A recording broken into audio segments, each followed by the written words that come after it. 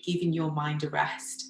And if you're someone that is a go-getter in life who is very busy or always multitasking, then meditation is amazing, because it literally closes all of those tabs in your mind. So the analogy that I always use is, think of your mind like a computer.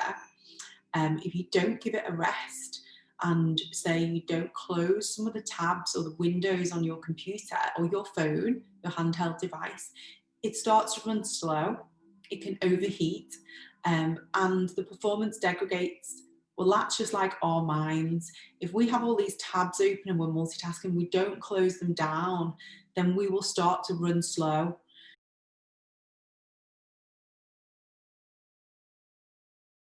Through a mindfulness practice, 10 minutes a day for 28 days, that the size of the amygdala in the brain.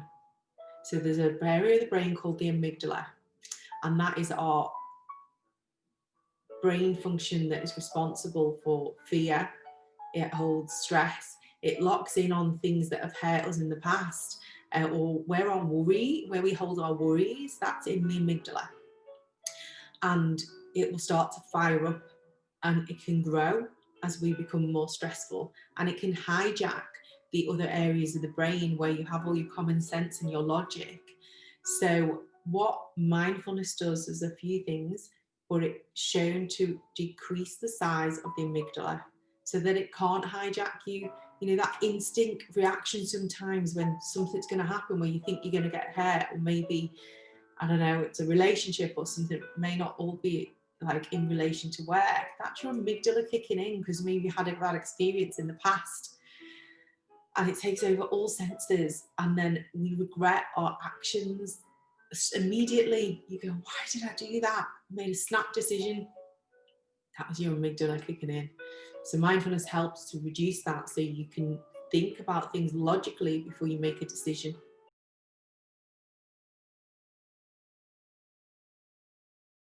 You're focusing on the present moment. Like, it's being aware of what's happening around you, and what you're doing in that moment is you're not worrying or stressing about all the other things that you've got to do with the rest of your day, all the things that happened yesterday that can still weigh heavy on our minds sometimes. Maybe you had an argument with your partner, or I don't know, maybe work is really intense at the minute. Being mindful just gives you a rest from all of that other stuff that's going on.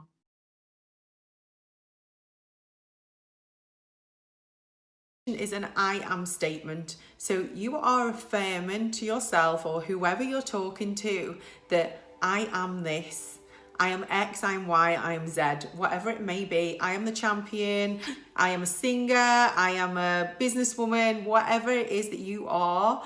I am a wrestler. It's not just for women, this. So that is an I am statement. Today, I am great. I am powerful.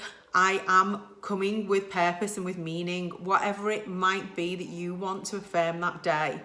That is an affirmation. It's you saying who you are. And the reason how you get the best out of affirmations, so how you get the best out of them is to say it with meaning and with power and with purpose.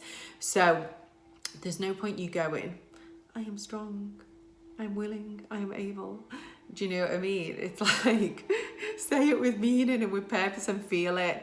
I am strong, I am willing, and I am able. And feel the energy in your body when you say it. That's how you get the best out of an affirmation. Also, to think it is one thing. I always say this: think it, speak it, write it down.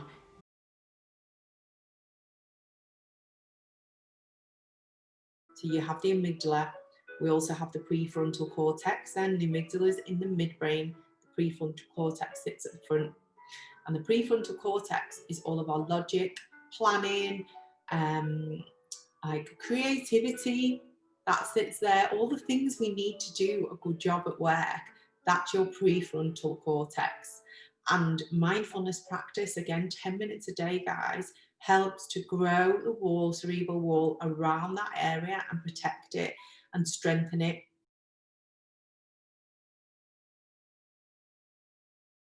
So anyone who's tried meditation, and when I first tried it over 10 years ago, I had to do guided meditation. So that is where you're listening to someone guide you through a practice.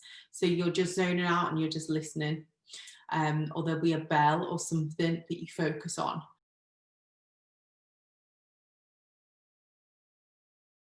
With meditation, I was trying to clear my mind of everything and not think of anything, not focus on anything, just literally clear the mind and sit in stillness, absolute stillness.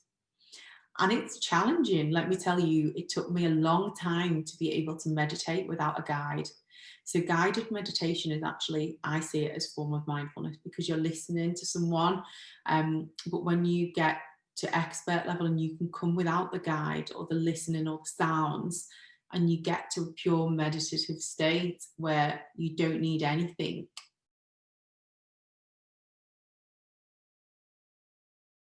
Be who you want to become. So if you want that promotion, have a look at what are the traits that manager or that director, whoever it is, displays. And actually, I'm going to start walking the walk and talking the talk, and I'm going to become that person. And the more you do that and you display those habits and those traits, then you will be recognized as actually that person is worthy to be in that role.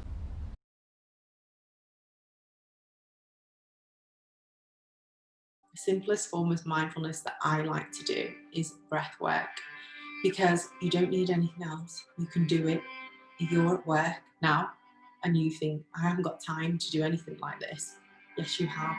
You could do it right now. You could just sit for a moment. You don't even need to close your eyes like to do this if you're worrying people are going to look at me in the office. At the moment of filming this, we're in the middle of COVID, so most of you are probably at home. So you could close your eyes in this moment and you could just listen to what I'm saying. Now, mindful listening is a form of mindfulness. But also the favourite one for me is mindful breathing. So the mindful breathing is just focusing on the breath entering the body and leaving the body and how it feels, the sensations.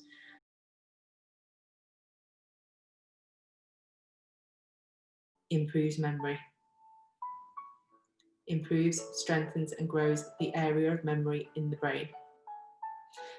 Like, that is very, very short intro to the scientific benefits of mindfulness practice.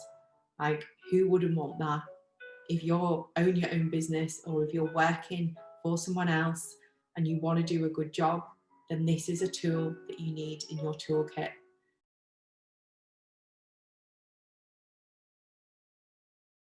Rebooted your machine because, I don't know, the computer center or whoever you've got helping you when your machine goes wrong or the power goes, it just can't run anymore. What's the first thing they say? Reboot.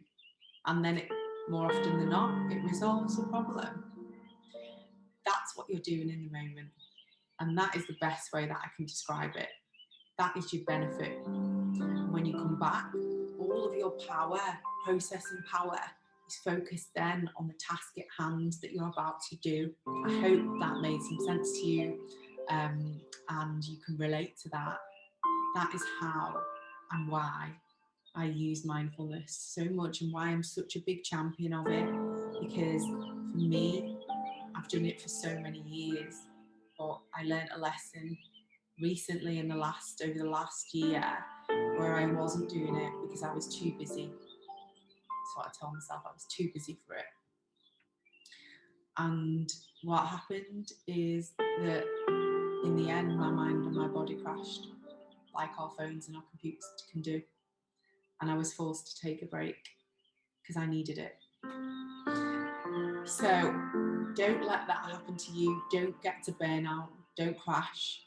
And the way to stop that and to prevent that is, 5-10 minute practice a day can help. If you want to do an hour, amazing. But not all of us have got an hour in the day. So 5 to 10 minutes can definitely help.